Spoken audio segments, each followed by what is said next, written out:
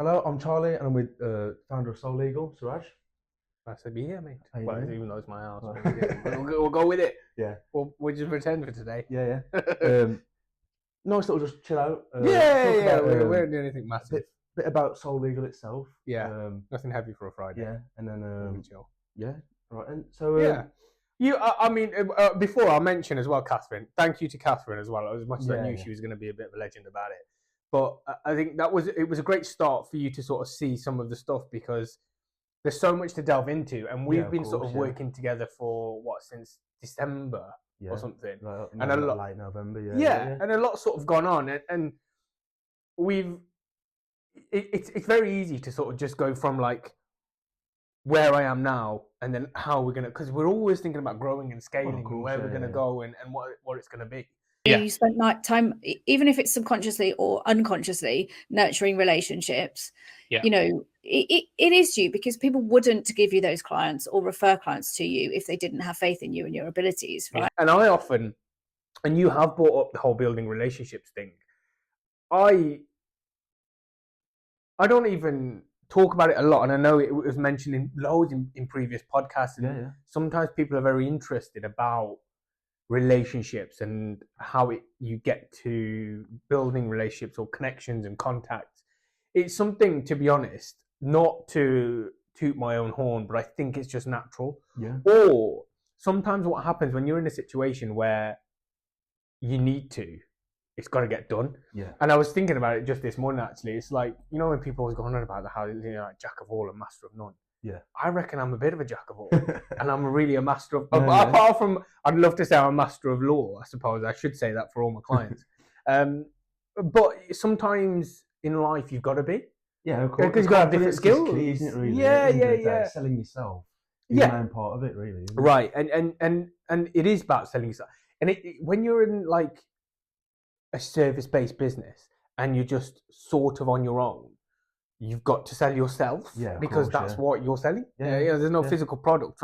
And I always say this to all of my clients who are like, don't get me wrong, I've done physical product sales as well, but I don't have this shiny thing to show everyone. Yeah. I go, look, you can buy this for $1,000, and it does this, it does that.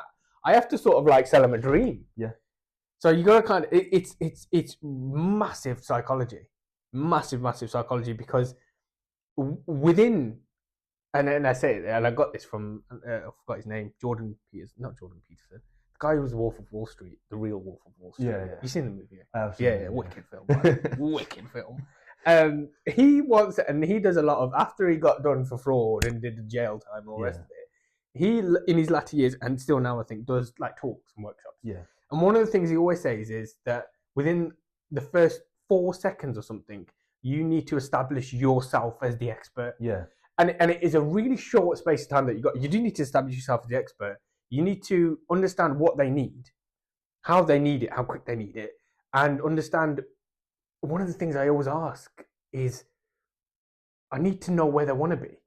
So if they want to sort of be in a situation, let's say I'm selling a car, and the guy's going, I want a Ferrari. Right? And you go, well, why do you actually want a Ferrari? Is it just a nostalgia thing? Or is it, and a lot of people go, well, no, I need the V12. And I need a Grand Tourer, because all of my friends go off to Europe and we do touring and stuff. Yeah. So I'm like, right, okay, so now I understand that an electric car's not going to work for you. Yeah. And I understand why you might need a Ferrari and stuff. And then you sort of work your way back.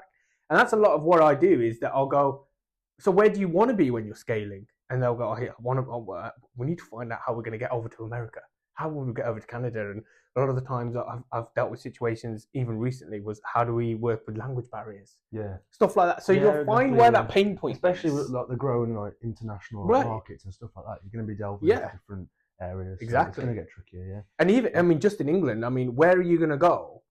Which is the next, let's say UK wide. Even if you were going to go into Ireland, you still got to then understand the cultural differences. Exactly, even that language barrier. Right, because when I've done clothing brands, the next stage automatically is, are we going to try and crack France? Yeah. Which is fine, okay. And France is a hard market to crack, depending on what the brand is. They are very, and this is what you got to understand. There's a culture. What they understand quality a little bit more, and their fits are actually massively different. That's the main part, isn't it? Understand the culture before you fit into the market. And then you've got to transfer your marketing to that language. Exactly. And you can't just put that in ChatGPT because it doesn't make sense. No. So there's so much about that initial psychology when it comes to the sales of it, and they've really got to buy into you. Coming back to the whole relationship things, once you've established yourself as the expert and you know what you're doing, and they're going, okay, this is definitely the guy that I need. There's ways of, there's not, I mean, there are ways around it because there can be a trust factor. Yeah. And that's when, but initially you won't have that. Because, so for example, I have a client that I'm hoping to speak to next week. And it's a weird way around that they've actually come, but they're an English business, but they've come to me from one of my American contacts. Yeah. Very odd way around, right?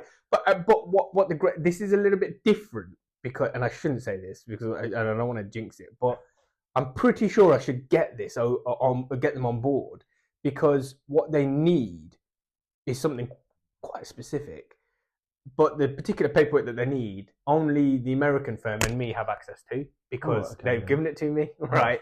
So I'm pretty sure it should be all right. But there's that trust factor as well then at that point, because their friend uses my American lawyers as general counsel. So they're their lawyers. Yeah. And this guy's friends with that guy. And that's why they've gone, oh, use our... It doesn't always work in the way that they'll go, always out of jurisdiction. They don't always think that. They'll just go, oh, well, speak to our lawyers. And they've obviously sat down and gone, well, we ain't got a clue because it's England and Wales. Yeah. So, but go and speak to Suraj because he knows what he's doing with it. So there is ways that you can do that. But initially, I had to build a relationship with that contact in. So these guys are actually on the west coast of America, and I got them through. I think they were the third or fourth stage. What do they call it? Stages of separation or something, don't they? Where it's like one to the other. And so I connected with a person in the UK that works in the legal industry, who then connected me with the guy on the East Coast, who I've been speaking to for about probably 18 months. Yeah. And really, we don't do back and forth business. We just kind of sit down and talk about how things work differently, and just, we're both car guys, so I have a bit of laugh about cars. We also really take the absolute mickey out of each other for each other's political our countries and the politics of our countries. And I actually met him face to face when I went to New York last year, which was good. That's the first time I've ever seen him face to face. But it was then through him I got introduced to them, and it was the guys on the West Coast, and it was those guys that then introduced me to the client. So this is how things happen, and it takes time